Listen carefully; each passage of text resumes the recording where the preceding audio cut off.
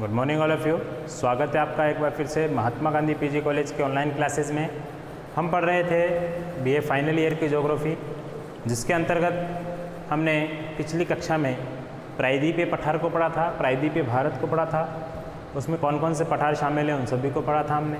पठारों का महत्व देख लेते हैं। पठारों के महत्व में ज़्यादा कुछ नहीं है, खनिज संसाधनों से भरपूर है, गोंडवाना लैंड के बाग है, कहीं पर जो है सोना चांदी ज़्यादा पाया जाता है, तो कहीं पे अभ्रक, एल्यूमिनियम, कोयला और इसके अलावा जो है लोहांश की मात्रा ज़्यादा पाई जाती है। कटाफटा है, कई जगहों से प्राचीन जो है शैलें पाई जाती है। कुड़प्पा क्रम की चट्टानें इसमें हैं, धारवाड़ क्रम की चट्टानें इसमें हैं। कई जगह से ये लावा निर्मित है, काली मिट्टी पाई जाती है, कपास मिट्टी पाई जाती है, रेगुर मृदा जिसको बोलते हैं। इसके अलावा लाल लेटराइट मिट्टी पाई जाती है जो चाय, कहवा, कॉफ़ी, इसके अलावा काजू की कृषि के लिए इम्पोर्टेंट है। कई जगहों पर पहाड़ी ढलान पाए जाते हैं, पठारी ढलान जिसको बोलते हैं। वहाँ पर जो है नारियल, कहवा और जूट, इसके अलावा सुपारी आदि का उत्पादन किया जाता है। तो ये सब इसके महत्व के बारे में आप लिख सकते हैं। ज़्यादा इम्पोर्टेंट चीज़ें नहीं हैं ये, इन सभी को आप अपने मन से भी लिख सकते हैं। ठीक है, अब हम देखेंगे इस क्लास में, आज की हमारी जो क्लास होगी इसमें हम आखिरी जो भारत का भौतिक प्रदेश है उसके बारे में चर्चा करेंगे। वो आखिरी भौतिक प्रदेश क्या है? तटीय मैदान और द्वीप समूह। इन दोनों के बारे में आज हम चर्चा करने वाले हैं। देखिए, थार का मरुस्थल जो आपका एक अलग से है, उस थार के मरुस्थल को हम अलग से पढ़ लेंगे कभी, हमको टाइम मिला तो। ज़्यादा इम्पोर्टेंट नहीं है वो। आप अगर 4 भागों में बांटते हैं उसके बारे में एक थोड़ा सा लिख देते हैं तो भी चलेगा। उसको हम जब राजस्थान के संदर्भ में कुछ पढ़ेंगे तो थार का मरुस्थल उसमें हम देख लेंगे। ठीक है, तो हम पढ़ रहे हैं बीए फाइनल ईयर की ज्योग्राफी, जिसके अंतर्गत हम इंडियन ज्योग्राफी पढ़ रहे हैं।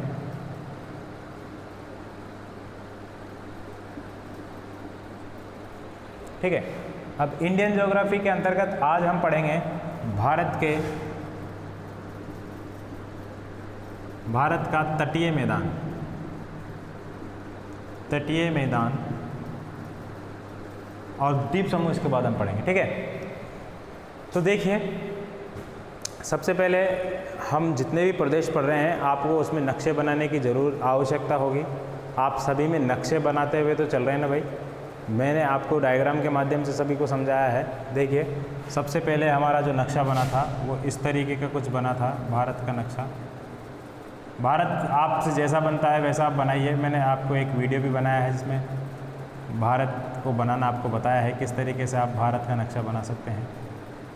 तो एक में तो आपको इस तरीके का नक्शा कुछ बनाना है। ये यहाँ पर आपको बांग्लादेश बनाना है।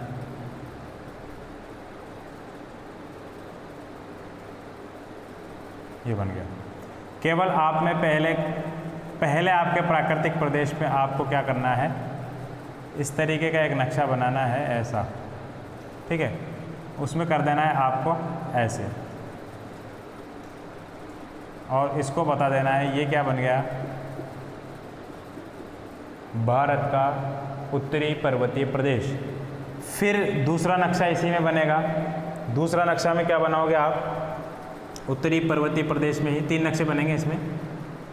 उत्तरी पर्वतीय प्रदेश में आप दूसरा नक्शा कैसे बनाओगे? बनाने हैं आपको, ये आपकी इमेजिनेशन हो जाएगी, इससे पता चल जाएगा आपको कौन सी चीज़ क्या है। दूसरे नक्शे में आप इस तरीके से बनाओगे, यहाँ लिखोगे आप ट्रांस हिमालय,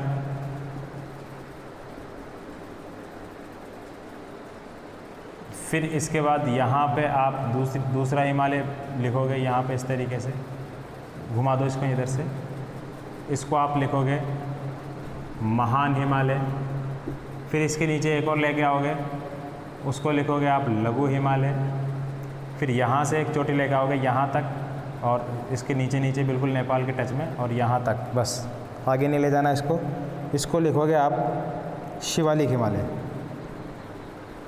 इनके ब्रंश भी लिखोगे, सचर जोन, इंडोसांगपो, महान सीमा क्षेत्र, मुख्य सीमा क्षेत्र, मुख्य केंद्रीय भ्रंश, मुख्य सीमा भ्रंश और महान सीमा भ्रंश। इस तरीके से आप भ्रंशों के नाम लिखोगे। चौथा जो आपका बने, तीसरा जो नक्शा आपका बनेगा वो इस तरीके का बनेगा। इसी में उसमें आप यहाँ तक के क्षेत्र को सिंधु से और ये सतलज नदी तक, ये सतलज नदी यहाँ जाएगी इस तरीके से, यहाँ तक आप पंजाब हिमालय, कश्मीर हिमालय लिखोगे। यहाँ के क्षेत्र को आप हुमायूं हिमालय लिखोगे। यहाँ आप नेपाल हिमालय लिखोगे और यहाँ असम हिमालय लिखोगे। नदियों के नाम लिखोगे, मैंने आपको लिखा दिया है, सिंधु है, सतलज है, काली है, तिस्ता है, ब्रह्मपुत्र है। इस तरीके से आपको पहले वाले क्षेत्र में नक्शा बनाना है। फिर इसके बाद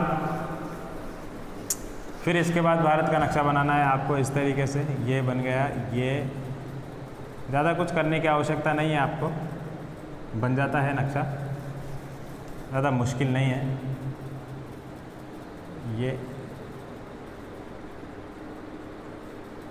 जो चौक वाले बोर्ड है उस पर अच्छा बनता है, यहाँ वो पेन जल्दी फिसल जाता है आपका।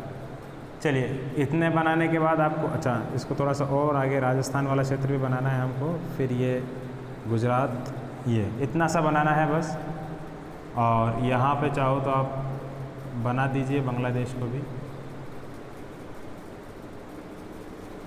ये बांग्लादेश बन गया आपका। तो यहाँ पे दूसरे वाले नक्शे में क्या करना है आपको, इस पूरे क्षेत्र को लेना है इस तरीके से,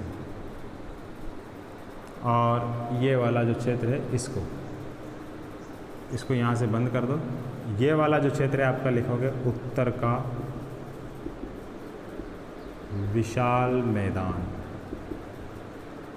यहाँ ठीक है, ये उत्तर का विशाल मैदान हो गया। दूसरा नक्शा इसमें बनाना है आपको, इसका हमने भौतिक प्रादेशिक विभाजन भी किया था। ये पंजाब हरियाणा का मैदान है, या कह सकते हैं सिंधु सतलज का मैदान, सिंधु सतलज का मैदान। दूसरे नंबर पे ये वाला जो क्षेत्र है इसको उच्च गंगा का मैदान कहते हैं, उच्च गंगा का मैदान, इसको मध्य गंगा का मैदान, और इसको निम्न गंगा का मैदान, इसको ब्रह्मपुत्र का मैदान। ठीक है, इस तरीके से आपको एक नक्शा बनाना है। फिर तीसरे पार्ट जो है, तीसरा पार्ट प्रायद्वीपीय भारत। प्रायद्वीपीय भारत में भी आपको नक्शा कल बनाया था हमने। आपको पूरा नक्शा बनाने की ज़रूरत नहीं है, ये वाला क्षेत्र आपने बनाया, इतना बना दिया आप, और बस इतना सा बना दीजिए आप। यहाँ से शुरू कीजिए, अरावली की पहाड़ियाँ, मालवा का पठार, विंध्याचल पर्वत आप बना दीजिए इसमें, सतपुड़ा पर्वत आप बना दीजिए इसमें।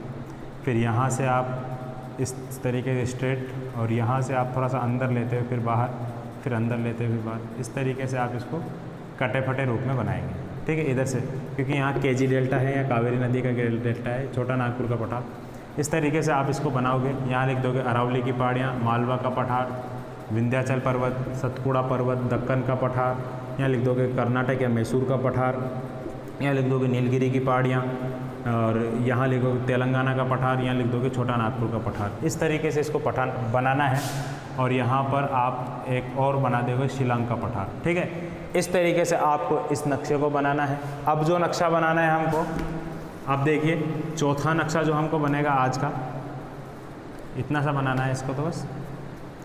अब आज हम पढ़ेंगे तटीय मैदानों को।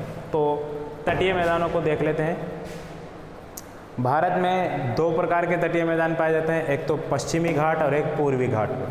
पश्चिमी घाट पे और पूर्वी घाट पे। पश्चिमी घाट के तटीय मैदानों को पढ़ लेते हैं। तटीय मैदान किससे बनते हैं पहले ये देख लीजिए। ये नदियों द्वारा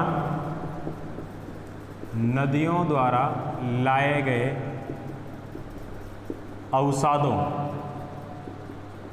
और सागरीय तरंगों से निर्मित होते हैं। ठीक है, सागरीय लहरों से और नदियों द्वारा लाए गए अवसादों से निर्मित होते हैं। कहाँ होते हैं? समुद्र के किनारे निर्मित होते हैं। तट बोले तो किनारा, साहिल जिसको बोलते हैं उर्दू में।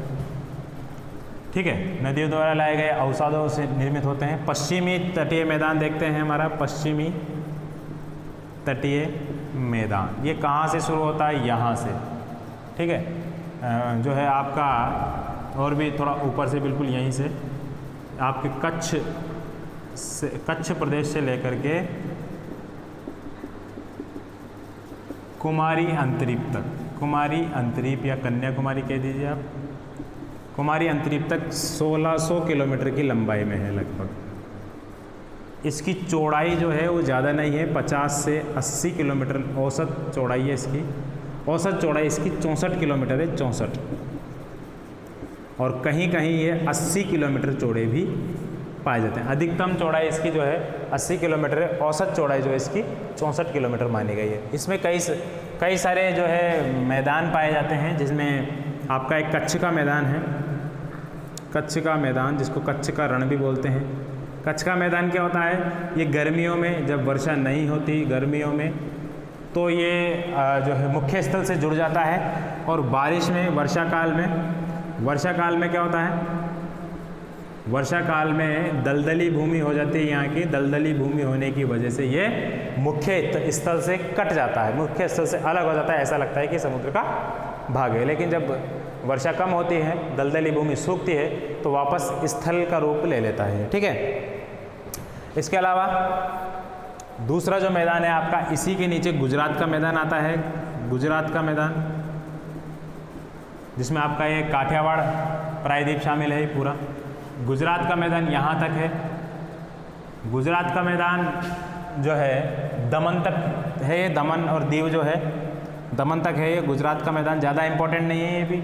इसमें सौराष्ट्र तट शामिल है, कच्छ की खाड़ी जो आपकी खंबात की खाड़ी तक, खंबात की खाड़ी शामिल है, ज्वार नदबुक और डेल्टा बनता है यहाँ पर। इसके अलावा यहाँ पे गिरनीर जो अभ्यारण्य है वो शेरों के लिए प्रसिद्ध है, एशियाई शेर जिसको बोलते हैं, गुजराती शेर जिसको बोलते हैं, उनके लिए प्रसिद्ध है। बाकी इसमें कोई इम्पोर्टेंट बात नहीं है। फिर इसके बाद कोंकण का मैदान आता है, कोंकण का तटीय मैदान, कोंकण तट जिसको बोलते हैं। कोंकण तट, ये तट जो है दमन से लेकर के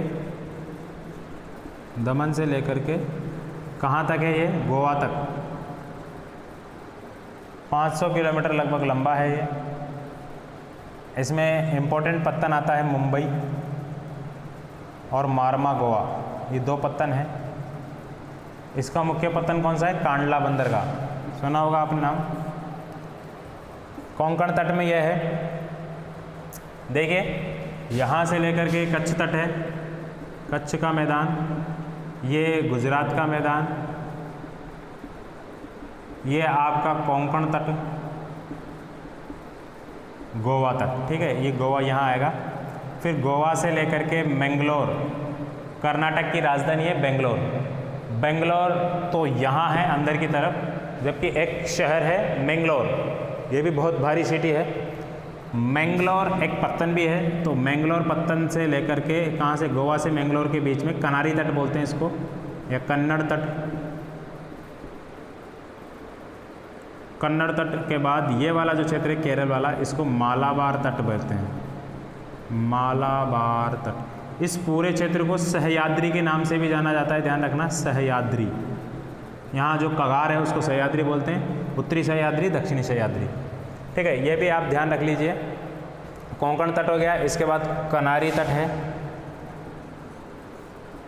कनारी तट, ये जो है कहाँ से कहाँ तक है, दमन से लेकर गोवा तक है ये गोवा से मंगलोर तक। ज़्यादा इम्पोर्टेंट नहीं है ये, प्रश्न वहीं से उठते हैं, दोनों तीनों पार्ट में से शुरू के। फिर इसके बाद मालाबार तट है, मालाबार तट, ये लगभग 225 किलोमीटर इसकी लंबाई मानी जाती है। मालाबार तट की लंबाई 500 किलोमीटर मानी जाती है लगभग। इसमें पश्च झील या कयाल ये पाए जाते हैं, इम्पोर्टेंट है, केरल में पाए जाते हैं अक्सर ये पश्च झील या कयाल। कयाल किसको कहते हैं, अंग्रेजी में इसको बैक वाटर कहा जाता है, अंग्रेजी में इसको कहते हैं बैक वाटर, कयाल हिंदी में कहते हैं। पश्च झील भी इसका नाम है, एक और शब्द कहते हैं इसको लेगून। देखिए क्या होता है, कोई स्थल का क्षेत्र सागरीय तरंगों के कारण कट जाता है, कट के अंदर तक कटाव हो जाता है, तो वह क्षेत्र एक झील का रूप ले लेता है। वह झील धीरे धीरे सागरीय क्षेत्र से आने वाली तरंगों का रास्ता बंद कर देती है, और वे चारों तरफ से उसको स्थल द्वारा घेर लिया जाता है, तो ऐसी तटीय सागर तटीय झीलों को क्या कहते हैं? कयाल झील, लेगून झील या पश्च झील। ये कैसी होती है? देखिए, ये आपका पश्चिमी तट मान लीजिए, पश्चिमी तट में इस तरीके की झील होती है, इस तरीके की, ये ऐसी। बात समझ में आ रही है? यहाँ से इसमें समुद्र का पानी अंदर प्रवेश करता है, ये पूरी झील अंदर रहती है, इधर भी स्थल है, इधर भी स्थल है, इधर भी स्थल, चारों तरफ इसमें स्थल रहता है। लगभग छोटा सा एक रास्ता रहता है जहाँ से समुद्र में आया जाया जा सकता है। लगभग चारों ओर से स्थल द्वारा इसको घेर लिया जाता है। तटीय किनारों पर, तटीय क्षेत्रों में ऐसी जो झीलें होती है, ऐसी झीलों को कयाल झील, पश्च झील या लेगून के नाम से जाना जाता है। अंग्रेजी में इनको बैक वाटर कहा जाता है। ठीक है, इसके अलावा इनमें जो है नौकाहरण की सुविधा होती है। नौकाहरण की सुविधा, नौकायन जिसको बोलते हैं, यानी कि नाव चला सकते हैं इसमें। और इसके अलावा ये प्राकृतिक सौंदर्य बढ़ाती है उस क्षेत्र का, साथ ही साथ ये पर्यटन के उद्देश्य से भी एक इम्पोर्टेंट स्थान होता है। ठीक है, तो ये अक्सर केरल में पाई जाती है। ठीक है, पश्चिमी तट पर केरल में कयाल और लेगून झीलें पाई जाती है। इसके बाद हम बात करते हैं, इन तटों पर कुछ मैदान हैं, उन मैदानों में जो है कई प्रकार की कृषि की जाती है, जिनमें कृषि में लिख लीजिए आप नारियल, सुपारी, केला, आम और कहवा, इनकी कृषि की जाती है। कहवा की कृषि कहाँ की जाती है? इनमें से पहाड़ी ढालों पर। ध्यान रखना, जो सह्याद्री की पहाड़ियाँ हैं, उन सह्याद्री पहाड़ियों की ढाली पर इनकी कृषि की जाती है। बाकी इन सभी की कृषि मैदानों में ही की जाती है। ठीक है, तो ये प्रमुख फसलें हैं यहाँ की, लिख लीजिए आप इसको या स्क्रीनशॉट ले लीजिए। इसके बाद हम देखेंगे पूर्वी तट के क्षेत्रों को। ये पश्चिमी तट था आपका, पूर्वी तट की कुछ घाटों को देखेंगे हम, क्या कहते हैं उनको। इसका चित्र आप बना सकते हो। देखिए, पूर्वी तट पर यहाँ पर उत्तरी सरकार तट है, उत्तरी सरकार, फिर उसके बाद उत्कल तट आता है, उत्कल तट, फिर उसके बाद काकीनाडा तट है, फिर उसके बाद कोरोमंडल तट है, कोरोमंडल तट। कोरोमंडल तट चेन्नई तक है।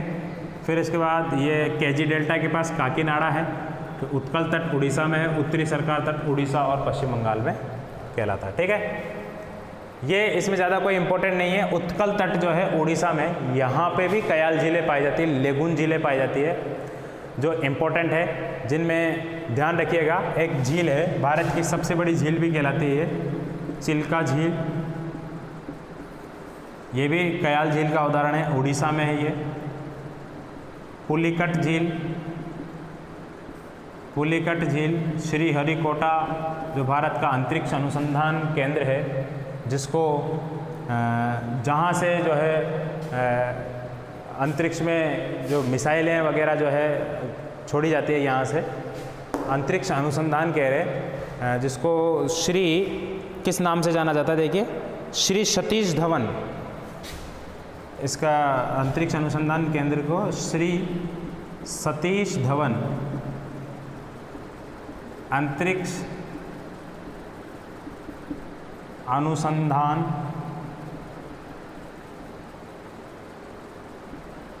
क्षेत्र के नाम से भी जाना जाता है। इसका नाम रख दिया गया है श्री सतीश धवन अंतरिक्ष अनुसंधान केंद्र। कहाँ है? पुलिकट झील के किनारे, श्रीहरिकोटा।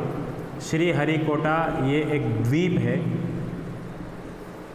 ठीक है, यहाँ पर है। ठीक है, पुलिकट झील ये तमिलनाडु में है, चेन्नई के पास। इसके अलावा एक और है, कोलेरू झील भी है, कोलेरू झील आंध्र प्रदेश में। ये सभी जो है पश्च झील या लेगून के उदाहरण है। ये पूर्वी तट पर है, बाकी ये पश्चिमी तट पर थे। इसके अलावा इसमें कोई इम्पोर्टेंट चीज़ आपको बताने वाली नहीं है।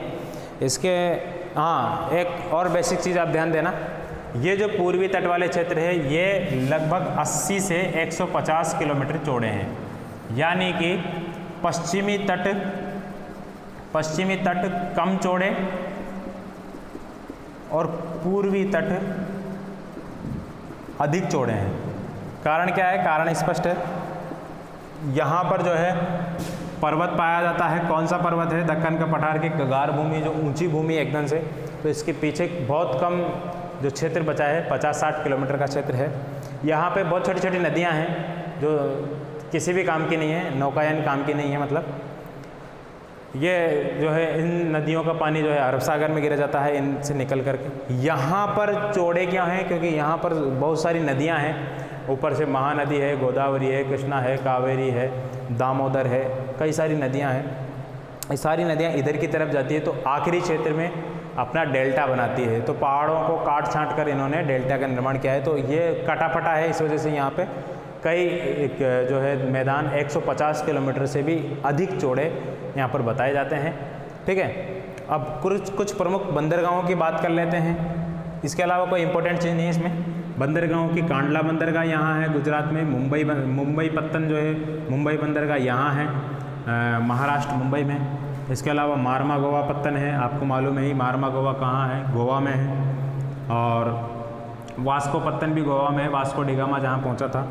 इसके अलावा मैंगलोर बंदरगाह है बेंगलुरु में। इसके अलावा आपकी जो है कोच्चि बंदरगाह है, कोच्चि या कोचीन बंदरगाह, ये कहाँ है? आपकी केरल में।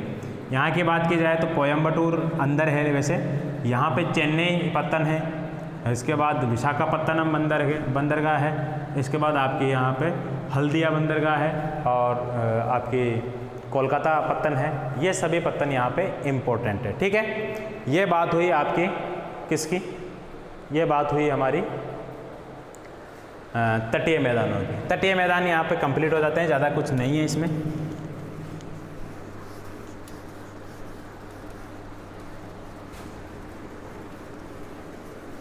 इसके बाद हम देखेंगे ये तटीय मैदान का इस तरीके का आपको चित्र बनाना भी है। एक स्क्रीनशॉट ले लीजिए आप, थोड़ा सा बैक जा करके। अब हम देखते हैं इसके बाद द्वीप समूह। इंपॉर्टेंट है द्वीप समूह, कई बार प्रश्न पूछ लिए जाते हैं। तटीय मैदानों से इतने प्रश्न नहीं आते, केवल ये तट पूछे जाते हैं, कौन सा तट किधर की तरफ है और ऊपर नीचे कौन सा है, ये पूछे जाते हैं बस। बाकी प्रतियोगी परीक्षाओं की बात करते हैं हम। प्रतियोगी परीक्षाओं में अक्सर पूछ लिए जाते हैं द्वीप समूहों से, क्योंकि द्वीप समूह थोड़ा कन्फ्यूजन है मामला। तो कन्फ्यूजन अभी दूर करते हैं तुम्हारा। बहुत आसान तरीके से मैं डायग्रामेटिकली समझाता हूँ, इसलिए आपको उम्मीद है समझ में आ जाता होगा। तो डायग्राम के माध्यम से हम ये समझेंगे द्वीप समूह क्या है क्या नहीं है। देखिए, द्वीप समूह भारत में कुल 247 है। 203 बंगाल की खाड़ी में है और 36 बताए जाते हैं लक्षद्वीप समूह में, जो किधर है? अरब सागर में। ठीक है, अब इसके अलावा ये द्वीप समूह है। कई किताबों में मैंने देखा है कि 247 भारत में द्वीप समूह है, द्वीप नहीं है। अगर भारत के द्वीपों की संख्या की बात की जाए तो 1208 द्वीप भारत में मौजूद है। ये मैंने अभी आंकड़ा पढ़ा है, 1208 द्वीप भारत में मौजूद है। अगर भारत के मुख्य क्षेत्रों की बात करते हैं, भारत के जो मुख्य क्षेत्र है, भारत का जो क्षेत्र है, वहाँ तक भारत के द्वीप 247 है। और भारत का अनन्य आर्थिक जन जो है, बहुत दूर वाला क्षेत्र, वहाँ तक अगर विस्तृत क्षेत्रों की बात की जाए तो 1208। हम केवल द्वीप इन्हीं को समझते हैं कि आपका जो है अंडमान निकोबार द्वीप समूह है और लक्षद्वीप समूह, ये दो ही द्वीप समूह हैं। इन्हीं को हम द्वीप मानते हैं, इन्हीं में बहुत सारे द्वीप हैं, उन्हीं को द्वीप समझते हैं। लेकिन नहीं, ऐसा नहीं है। भारत के जितने भी तटीय राज्य हैं, उन तटीय राज्यों के पास, सभी के पास लगभग 2 से लेकर के 8-10 द्वीप हैं। आपको मालूम है मुंबई खुद एक द्वीप पर बसा हुआ है। सिलीसेट नाम का एक द्वीप है, वहाँ पर मुंबई बसा हुआ है, मालूम है ना आपको। इसी तरीके से अभी हमने श्रीहरिकोटा एक द्वीप बताया था, वो भी एक द्वीप है। इस तरीके से भारत के तटीय राज्य जितने भी हैं, उन सभी के पास 2 से 8 तक द्वीप है। अगर हम उन द्वीपों की चर्चा करते हैं तो आपके ये सिलेबस में भी नहीं है, पहली बात तो। दूसरी बात, बहुत बड़ी बात हो जाएगी। और तीसरी बात, ये पूछा भी नहीं जाता अक्सर, कई परीक्षाओं में इनको कभी भी इस तरीके के प्रश्न नहीं आए हैं। तो आप सीधी सीधी बात याद रखना, 247 द्वीप समूह, 203 बंगाल की खाड़ी, 36 अरब सागर। ठीक है, ये याद रखना आप। इसके बाद हम बात करते हैं, हम सबसे पहले द्वीप की, अगर संरचनात्मक दृष्टि से देखा जाए, संरचनात्मक दृष्टि से, यानी कि संरचना की दृष्टि से देखा जाए तो अरब सागर के द्वीप प्रवाल निर्मित है। अब ये प्रवाल क्या होता है? और जो है बंगाल की खाड़ी के द्वीप टर्शियरी उत्थान से संबंधित है। टर्शियरी उत्थान या हिमालय पर्वत के उत्थान पर, हिमालय पर्वत से संबंधित। देखिए समझिए इसको, इधर ही समझा देता हूँ मैं, अच्छा समझ में आ रहा होगा इधर आपको। देखो ये हम भारत बनाते हैं, बना दूँ? चलो ये हमने मान लीजिए ये आपका भारत हमने बना दिया, ठीक है। ये म्यांमार आ गया इधर, ये ठीक दिख रहा है उधर, बिल्कुल दिखाई दे रहा होगा। देखिए म्यांमार के नीचे यहाँ पर ये द्वीप पाए जाते हैं, अंडमान निकोबार द्वीप समूह की श्रृंखला इस तरीके से पाई जाती है, ठीक है। और यहाँ पे लक्षद्वीप है। लक्षद्वीप जो है ये तो प्रवालों से निर्मित है। प्रवाल एक मूंगे का नाम होता है, एक जीव होता है, जीवों के खोल से निर्मित हो जाते हैं, ठीक है। इनकी रचना कैसे है? इनकी रचना हुई है जो यहाँ पे देखिए ये हिमालय पर्वत है, हिमालय पर्वत यहाँ से मुड़ करके इधर आता है, जिसको मीजो पहाड़ियाँ और इधर मिशिमी पहाड़ियाँ, नागा पहाड़ियाँ कहते कहते म्यांमार और भारत की सीमा में इसको अराकान योमा की पहाड़ियाँ कहते हैं। तो अराकान योमा की पहाड़ियों के ही अवशेष माने जाते हैं ये कई बीच बीच में से कई ऊंचे ऊंचे हैं। ऐसा माना जाता है कि हिमालय पर्वत जो था, हिमालय पर्वत की स्थिति हमने आपको पहले भी बताई थी, इस तरीके की है। ये और भी आगे नीचे तक था इस तरीके से। तो यहाँ के जो ये हिमालय पर्वत के उत्थान थे ये सभी समुद्र के अंदर डूब गए हैं। जो ऊपर बचे हुए हैं वो अंडमान निकोबार द्वीप समूह के रूप में वर्तमान में भी मौजूद है। कई सारे बंगाल की खाड़ी में हजारों द्वीप है, लेकिन सभी पर भारत का कब्जा नहीं है। भारत कुछ ही द्वीपों पर कब्जा है, जो 203 है भारत के अंडमान निकोबार। चलिए ये बात भी आपके समझ में आ गई होगी। संरचनात्मक दृष्टि से एक प्रवाल निर्मित है, तो एक हिमालय पर्वत के अवशेष है या बचे हुए भाग है या उभरे हुए भाग है, इस तरीके से कह सकते हैं। अब देखिए 7 द्वीप है इंपॉर्टेंट, 7 द्वीप अंडमान निकोबार में। इन 7 को याद कर ले तो आपका कोई प्रश्न जो है इसमें से गलत नहीं होने वाला। समझ लीजिए, समझने का टॉपिक है। देखिए ये 1 बना दिया मैंने, येलो साहब। 2 बना दिया मैंने, येलो साहब। 3 बना दिया मैंने, येलो साहब। 4 बना दिया मैंने, येलो। फिर छोड़ दो नीचे थोड़ा सा, फिर ये करके दिखाओ, ठीक है। इस तरीके से मैंने 7 द्वीप बना दिए हैं। देखिए ऊपर का ये जो है इसको कहते हैं अंडमान द्वीप समूह, नीचे का जो ये है इसको कहते हैं निकोबार द्वीप समूह। 2 अलग अलग है, अंडमान और निकोबार द्वीप समूह दोनों अलग अलग है, ठीक है। अंडमान द्वीप समूह ऊपर वाले हैं, निकोबार द्वीप समूह नीचे वाले हैं, ठीक है। अब देखिए यहाँ पे एक द्वीप है छोटा सा ऊपर ही ऊपर, ये अंडमान निकोबार द्वीप समूह का सबसे उत्तरी द्वीप है, जिसको कहते हैं लैंडफॉल द्वीप। क्या कहते हैं? लैंडफॉल द्वीप। अंडमान निकोबार द्वीप समूह का सबसे उत्तरी द्वीप है। इसके बाद ये उत्तरी अंडमान के नाम से जाना जाता है। उत्तरी अंडमान किस नाम से जाना जाता है? उत्तरी अंडमान से। ध्यान रखिएगा, इसी उत्तरी अंडमान के अंदर अंडमान निकोबार द्वीप समूह की सबसे ऊंची चोटी पाई जाती है। क्या नाम है उसका? क्या नाम है उसका? उसका नाम है सैडल पीक। क्या नाम है उसका? सैडल चोटी, सैडली चोटी, क्योंकि ये समुद्र में सैडा हो गया, जुकाम हो गया। सैडल पीक इसको कहते हैं। ऊंचाई कितनी है इसकी? 730 मीटर। अंडमान निकोबार द्वीप समूह की सबसे ऊंची चोटी। ध्यान रखिए, भारत के जितने भी केंद्र शासित प्रदेश हैं, उन केंद्र शासित प्रदेशों में 2 केंद्र शासित प्रदेश ऐसे हैं जो समुद्र के अंदर है। उन केंद्र शासित प्रदेशों में सबसे बड़ा केंद्र शासित प्रदेश अंडमान निकोबार है। अंडमान निकोबार की, या यूँ कह सकते हैं जितने भी भारत के केंद्र शासित प्रदेश है, उन केंद्र शासित प्रदेशों में जो समुद्री केंद्र शासित प्रदेश है, उनकी सबसे ऊंची चोटी कौन सी है? ये है, ठीक है, सैडल पीक। मध्य अंडमान इसके बाद है, इसको मध्य अंडमान के नाम से जाना जाता है। मध्य अंडमान, ध्यान रखिएगा, अंडमान निकोबार द्वीप समूह का सबसे बड़ा द्वीप है। क्या है? सबसे बड़ा द्वीप कौन सा है? मध्य अंडमान। फिर इसके बाद दक्षिणी अंडमान है। दक्षिणी अंडमान, ध्यान रखिएगा, दक्षिणी अंडमान में अंडमान निकोबार की राजधानी है। इस पूरे क्षेत्र की राजधानी है, क्या नाम है उसका? Port Blair.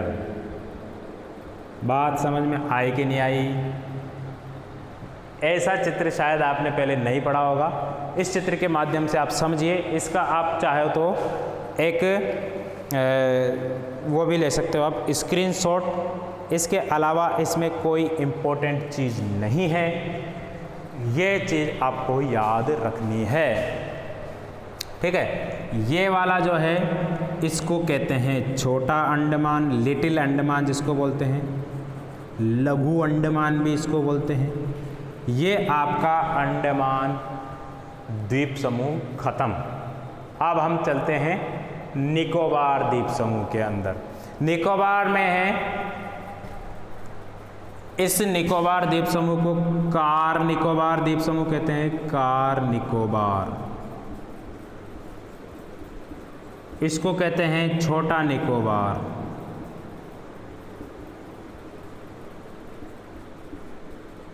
और इसको कहते हैं दक्षिणी निकोबार या ग्रेट निकोबार। इसको ये ग्रेट निकोबार। 3 निकोबार याद कर लो, 4 अंडमान याद कर लो, बिल्कुल आसानी से आपको सभी चीज़ें याद हो जाएंगी। अब देखिए एक दो बातें और है इसमें इम्पोर्टेंट। ये कार निकोबार है, ये छोटा निकोबार है, ये ग्रेट निकोबार है। अब इसमें तो हमने देख लीजिए उत्तर लैंडफॉल सबसे उत्तर में है, उत्तरी अंडमान सैडल पीक इसमें है, मध्य अंडमान सबसे बड़ा है, दक्षिण अंडमान राजधानी इसमें है, का छोटा अंडमान इससे कोई मतलब नहीं है, ज़्यादा कुछ नहीं है इसमें। अब देखिए निकोबार में, देखिए निकोबार में कार निकोबार है, छोटा निकोबार है, ग्रेट निकोबार है। ध्यान रखिए इस ग्रेट निकोबार के अंदर जो नीचे नीचे ग्रेट निकोबार के अंदर यहाँ पर भारत का सबसे दक्षिणतम बिंदु, भारत का सबसे दक्षिणतम बिंदु क्या है? उसका नाम इंदिरा कॉल है कि इंदिरा पॉइंट है? इंदिरा पॉइंट। भारत का सबसे निचला बिंदु कितने डिग्री पे है साहब? 6 डिग्री 4 मिनट पर ये मौजूद है। कहाँ है? अंडमान निकोबार के ग्रेट निकोबार द्वीप में। और इसका नाम क्या है साहब? इसका नाम है इंदिरा पॉइंट या पिग्मेलियन पॉइंट, ठीक है। अब देखिए एक और बात इसमें इंपॉर्टेंट है, ध्यान देने वाली है। कई बार पूछा गया है, बहुत सी एग्जामों में पूछा गया है, और यहाँ तक कि कॉलेज में होने वाले कंपटीशन जो आपके साप्ताहिक होते हैं उसमें भी इसको पूछा गया है। क्या है भाई? ये है 10 डिग्री चैनल। ये क्या होता है भाई 10 डिग्री चैनल? देखो भाई ये होता है 10 डिग्री चैनल। आपका ये लघु अंडमान था, लिटिल अंडमान था, छोटा अंडमान था, और ये क्या है आपका कार निकोबार। बहुत इजी है। अंडमान और निकोबार दोनों अलग अलग है, इन दोनों के बीच में, इन दोनों के बीच में यानी कि छोटा अंडमान लिटिल अंडमान और कार निकोबार के बीच में एक चैनल पाया जाता है जिसको कहते हैं 10 डिग्री चैनल। क्या कहते हैं इसको? 10 डिग्री चैनल के नाम से जाना जाता है। किस किस के बीच में है साहब? छोटा अंडमान और कार निकोबार के बीच में। 10 डिग्री चैनल का मतलब क्या है भाई? 10 डिग्री चैनल का मतलब ये है, चैनल कहते हैं 2 स्थल खंडों के बीच में पाए जाने वाले तंग समुद्री रास्ते को। 2 स्थल खंडों के बीच में पाए जाने वाले तंग संकरे समुद्री रास्ते को क्या कहते हैं? चैनल। 10 डिग्री का मतलब क्या है गुरुजी? 10 का मतलब है 10 डिग्री अक्षांश रेखा, इसको डिनोट करती है। 10 डिग्री अक्षांश रेखा यहाँ से गुजरती है, इसलिए इसको 10 डिग्री चैनल के नाम से जाना जाता है। किस किस के बीच में है? कार निकोबार और लघु अंडमान के बीच में। आपको बिल्कुल अच्छी तरीके से बात समझ में आ गई होगी, मुझे उम्मीद है इस बात की। इसके बाद क्या है, इसके बाद एक चीज़ और है भाई, परवाल द्वीप को भी तो समझ लेते हैं। इसका सबसे बड़ा द्वीप है एंद्रोथ। क्या नाम है उसका? एंद्रोथ। लक्षद्वीप समूह का सबसे बड़ा द्वीप का नाम क्या है? एंद्रोथ। चलिए साहब, ये हो गया। इसमें 3 द्वीप आपको याद करने पड़ेंगे। एक तो है नीचे ही नीचे मालदीव। क्या नाम है? छोटा सा देश है मालदीव, एशिया का सबसे छोटा देश भी कहते हैं इसको, मालदीव नीचे ही नीचे है। इसके बाद एक लंबा सारा इस तरीके से द्वीप है, इसको कहते हैं मिनिकॉय द्वीप। ये लक्षद्वीप का भाग है, मिनिकॉय द्वीप, ठीक है। इसके ऊपर है फिर आपका लक्षद्वीप, यह है लक्षद्वीप समूह। अब देखिए, ये मैंने तीनों क्यों बनाए, आपको दिखाई तो दे रहा है ना अच्छी तरीके से, समझ में भी आ रहा होगा। उम्मीद है आज का जो ये वीडियो है आपके लिए बहुत नॉलेजेबल होगा, बहुत जानकारी वाला होगा। देखिए, मालदीव, मिनिकॉय और लक्षद्वीप समूह, इनके बीच में भी जिस तरीके से हमने 10 डिग्री चैनल पढ़ा, तो एक तो 8 डिग्री चैनल है और एक 9 डिग्री चैनल है, ठीक है। 8 डिग्री चैनल, 9 डिग्री चैनल, देखिए बहुत सारी ट्रिकें हैं इसके लिए। मम्मी जो है आना लेकर आई, 9 आना, 5 आना, 10 आना, इस तरीके से भी इसकी कई सारी ट्रिकें हैं।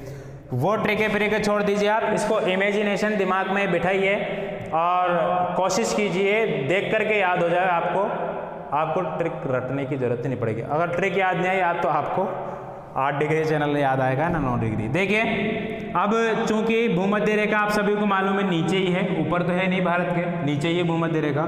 तो आपको पता है नीचे से 1 शुरू होगा, 2 शुरू होगा, 3 शुरू होगा, 4, 5, 6, 7 और यहाँ पे आकर के 8। तो 8 डिग्री चैनल कहाँ है? मालदीव और मिनिकॉय द्वीप के बीच में 8 डिग्री चैनल। फिर ऊपर 9 डिग्री चैनल। बस इम्पोर्टेंट था, बहुत आसान तरीके से याद हो गया। क्या है? मालदीव और मिनिकॉय द्वीप के बीच में 8 डिग्री चैनल है, मिनिकॉय और लक्षद्वीप के बीच में 9 डिग्री चैनल है। Simple. 10 degree channel car Nicobar, लघु अंडमान के बीच में। ये बहुत आसान है और बहुत आसान तरीके से, उम्मीद करता हूँ आपको आज का ये समझ में आया होगा। अगली कक्षा में हम नए टॉपिक के साथ आपको मिलेंगे, तब तक के लिए इजाज़त दीजिए। नमस्कार।